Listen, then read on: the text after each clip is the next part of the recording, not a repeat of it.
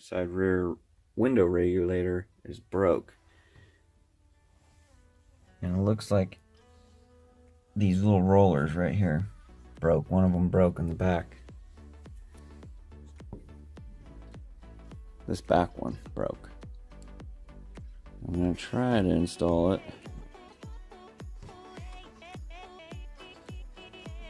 Slide it in there.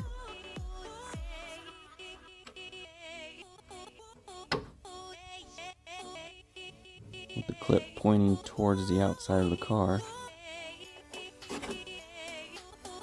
I'm going to try to push the pin into the clip.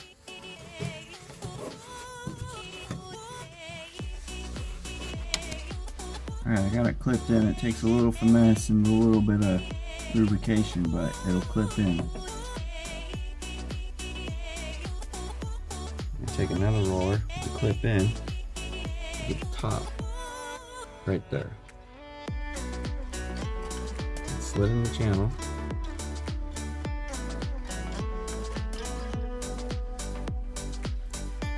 Okay, I played with the roller and I got it slid in the channel and clipped in on the top side of the roller.